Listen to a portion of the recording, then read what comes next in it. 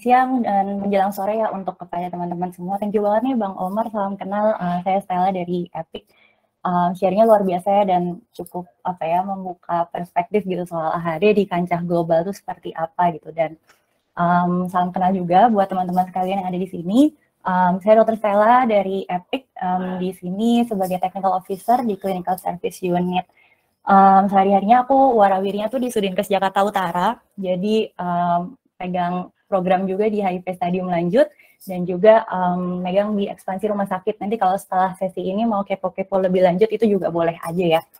Dan terima kasih banyak nih untuk kesempatan hari ini, aku bisa dikasihkan tugas untuk bawain sesi terkait dengan HIV stadium lanjut di Indonesia itu tuh seperti apa gitu. Dan tentunya aku juga percaya gitu ya teman-teman di sini pastinya juga udah cukup paham gitu terkait dengan apa itu HIV stadium lanjut. Mungkin jadi lebih banyak ke diskusi. Mungkin nanti ada beberapa pertanyaan-pertanyaan nih di awal. Mungkin mohon bantuannya juga untuk pada teman-teman, kita sedikit ada ininya ya, tektokannya lah ya, kayak gitu. Oke, mungkin next boleh. Oke, mungkin pertanyaan pertama nih, nanti kalau ada yang bisa jawab, mungkin bisa dibuka mic, kita diskusi sedikit. Yang pertama, kenapa sih sebenarnya HIV sebaiknya didiagnosa secara dini? Adakah? Mungkin komentar atau ada di chat.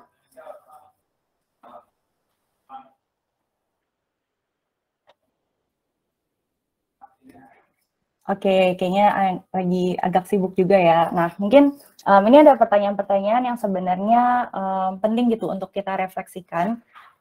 Kira-kira ada nggak sih pengalaman terkait dengan mendampingi atau pengalaman dengan orang HIV yang baru terdiagnosa, dan apakah pada saat baru terdiagnosa itu tuh kondisinya seperti apa gitu kan? Kadang-kadang kita menemukan, saya sebagai dokter pun kadang-kadang menemukan pasien juga masih sehat-sehat aja, tapi waktu dicek CD4 ternyata CD4-nya kurang dari 200 gitu kan.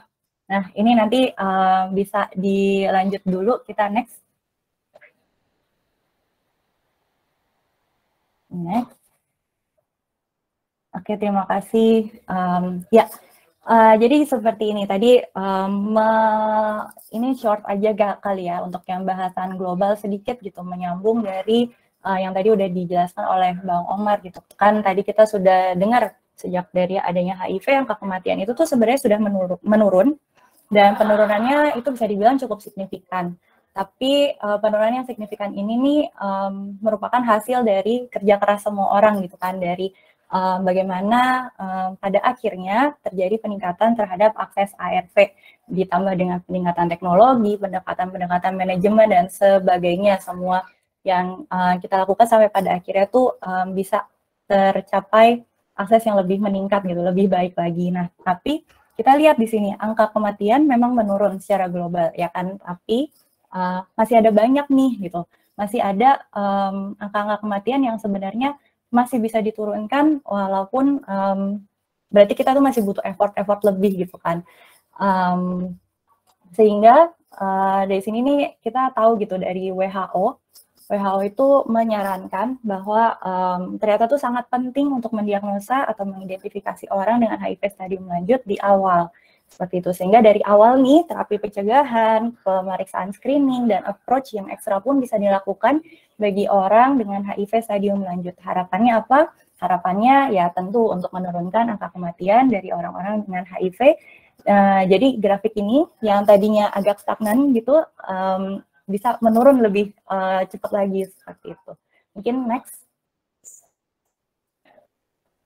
Nah, kondisi di Indonesia sendiri seperti apa? Di sini kita bisa melihat ini ada data merupakan estimasi kematian terkait HIV/AIDS di Indonesia. Estimasi ini kita lihat ya dari data di 2015 sampai dengan 2020 ditemukan bahwa tren kematian ini justru meningkat gitu. Dan aku juga di sini masukin ada sedikit quotes gitu dari Dr. Siti Nadia Wiweko. Waktu itu kita ada seminar dengan beliau. Beliau juga menyebutkan gitu bahwa terdapat tren penurunan kasus baru, dan itu adalah hasil usaha kita semua juga. Dan tapi yang agak mengkhawatirkan adalah angka kematiannya ini cenderung naik. Nah, mengapa nih gitu kan? Apakah kita masih terlambatkah dalam mendeteksi HIV, atau yang sudah terdiagnosis tapi malah belum dapat akses ARV-nya? karena berbagai faktor, stigma dan sebagainya. Nah, inilah menjadi bahan perenungan kita bersama gitu ya. Dan hal ini sebenarnya kondisinya sama gitu kan dengan di tingkat global, di mana kita ternyata masih sangat perlu gitu usaha ekstra untuk menurunkan angka kematian terkait dengan HIV/AIDS. Mungkin next. Dan bagi Indonesia sendiri gitu, Zero Death merupakan kan salah satu dari 3 yang tujuan dari pengendalian HIV/AIDS. Ini aku mensadur sedikit dari yang ada di Indonesia, HIV/AIDS dan PIMS target tahun 2024 yaitu 3 Zero New Infection, Zero Discrimination, dan Zero Death. Nah, Zero Death, Zero kematian ini yang masuk di sini gitu kan. Berarti kan ini adalah memang sudah merupakan komitmen bersama dari negara kita. Nah, selanjutnya. Nah, ini sedikit kondisi di Indonesia gitu. Sesuai tadi sudah di-mention terkait dengan apa sih itu definisi dari HIV stadium lanjut. Ya, dan yang di-highlight adalah dari jumlah CD4 kurang dari 200 atau dengan menggunakan gejala klinis stadium 3 atau 4 pada saat perawatan di awal. Nah, ini ada sebuah data di mana ada di 2017 sampai dengan 2019 dari UNAIDS, kita ada data aku dapetin di mana CD4 pada pasien-pasien baru terdiagnosis. Nah, di Indonesia ini menarik gitu. Lebih dari 50% dari orang dengan HIV yang baru terdiagnosa ditemukan memiliki CD4 kurang dari 200. Jadi 50% dari mereka ini waktu terdiagnosa sudah dalam kondisi HIV stadium lanjut. Artinya apa? Artinya ya mereka sudah, artinya teman-teman kita ini sudah mendapatkan HIV sejak lama tapi baru terdiagnosa. Seperti itu. Nah, ini tadi menarik ya yang Bang Omar katakan bahwa secara global itu di angka 30% gitu kan, dan di Indonesia sendiri kita ada di 50%. Selanjutnya, next. Nah, di Jakarta sendiri gimana? Jadi terkait dengan kondisi HIV stadium lanjut ini, EPIC Indonesia bersama dengan Dinkes DKI Jakarta, kita memulai program HIV stadium lanjut. Mungkin ada beberapa teman-teman yang di Jakarta ya, terutama sudah pernah dengar atau pernah tahu gitu tentang adanya dukungan CD4 dari EPIC. Kita ada kegiatan-kegiatan gitu dari bulan April 2021 hingga saat ini masih berlanjut. Yang melingkupi terkait dengan di awal kita membuat assessment awal, habis itu kita lanjutkan dengan berbagai kegiatan seperti paket bimbingan teknis kepada layanan, terus kita juga membuat flyer untuk pasien, seperti itu, dan training-training. Selanjutnya ada support untuk CD4 baseline, kita juga sempat membuat jejaring lab CD4, kita sempat memberikan 1.500 tes CD4 bagi DKI Jakarta dan juga transport spesimennya. Nah, mungkin dari sini di slide selanjutnya kita akan bicara sedikit studi kasus nih di lapangan yang kita dapatkan seperti apa. Next. Nah, ini sedikit studi kasus, studi lapangan lah dari Jakarta Selatan. Jadi, kita dari yang program HIV stadium lanjut yang kita implementasikan di Jakarta ini, kita juga membuat dashboard data gitu kan. Jadi dari data tersebut terimplementasi dengan ARK, kita bisa tahu data-datanya nih, pasien-pasiennya seperti apa. Nah, di sini kita lihat ya bahwa di Jakarta Selatan di Januari sampai dengan Maret 2022 ada 320 ODA baru masuk perawatan. Lalu dari mereka yang dites baseline CD4 itu ada 72%.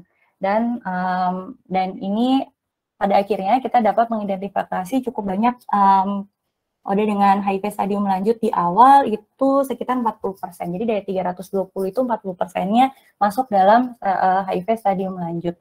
Nah, kalau misalnya kita telah lebih lanjut lagi nih dari orang-orang yang dites CD4 di awal, itu ternyata 50%-nya itu CD4-nya kurang dari 200, yang artinya berarti masuk ke area HIV stadium lanjut gitu kan ya.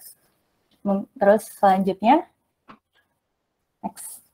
Nah, ini menariknya lagi di antara CD4 kurang dari 200, kita mendapatkan bahwa ada kita dapati bahwa pada saat awal penentuan stadium klinis didapati ada 68,7% dari mereka yang stadium klinisnya itu 1 atau 2. Ini artinya apa sih gitu kan?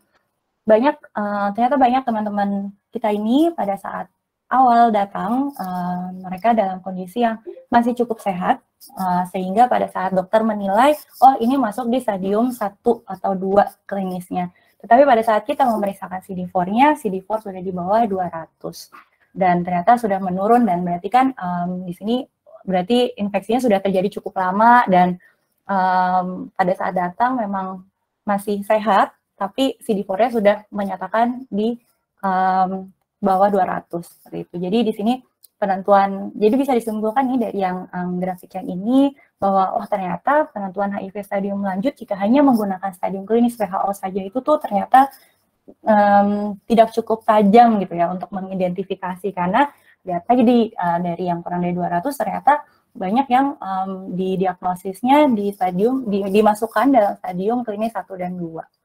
Terus yang di grafik sebelahnya ini adalah yang terkait dengan pemberian pengobatan pencegahan cotrimoxazole. Sini kita lihat di layanan pencegahan IO, infeksi oportunistik di sini hanya 5%. Nah, di sini kita juga sempat melakukan semacam identifikasi kendala ya, bisa jadi di sini ada masalah di pencatatan pelaporan ataupun stok ketersediaan dari PPK-nya sendiri, dan pengetahuan petugas juga termasuk gitu dalam mempengaruhi pemberian cotrimoxazole. Walaupun sebenarnya kalau di layanan kita sering banget kalau misalnya kita bertanya kepada dokter, oh pasti kok dok kalau misalnya kita ketemu pasien-pasien HIV stadium lanjut, pasti kita kasih PPK-nya gitu. Mungkin selanjutnya, next. Nah, sedikit kesimpulan di sini, jadi kita bisa menemukan sebenarnya berbagai upaya gitu kan untuk menurunkan kematian yang berhubungan dengan HIV. Ini sudah dilakukan dengan berbagai macam strategi, dan kemajuan ini pun sudah mengoptimalkan strategi untuk manajemen orang dengan HIV. Nah, identifikasinya sendiri pada awal masuk perawatan dan manajemen komprehensif penting untuk dilakukan untuk memastikan tata laksana yang tepat sejak awal sesuai dengan kondisi yang ada. Jadi kalau misalnya ada di awal ternyata pasien ternyata digolongkan sebagai HIV stadium lanjut, maka treatmentnya akan sedikit berbeda dibandingkan dengan orang dengan HIV yang bukan di stadium lanjut, seperti itu. Dan yang terakhir adalah komunitas berperan sangat penting dalam deteksi dini dan rujukan ke layanan kesehatan. Bisa melalui komunikasi pengetahuan, tadi support juga bagi orang yang telah terdiagnosis HIV, dan juga konseling serta pendampingan untuk memastikan adherence pengobatan. Terus boleh next lagi. Nah, sedikit tambahan ini saya ada share sedikit kayak flyer yang waktu itu kita pernah tim bikin untuk membantu edukasi ke pasien, dan flyer ini sudah memuat cukup banyak informasi sebetulnya terkait dengan HIV stadium lanjut dan pentingnya apa itu pemeriksaan CD4. Nah, saat ini sudah disebar ke layanan, nanti kalau misalnya dibutuhkan file ini bisa kita share juga ya ke teman-teman. Sebenarnya ini flyer sudah kita cetak, sudah kita bagikan ke semua layanan di Jakarta, khususnya di Jakarta. Seperti itu. Dan mungkin ada halaman keduanya nanti bisa dilihat juga di slide-nya. Terus mungkin sekian dari saya. Jika ada yang ingin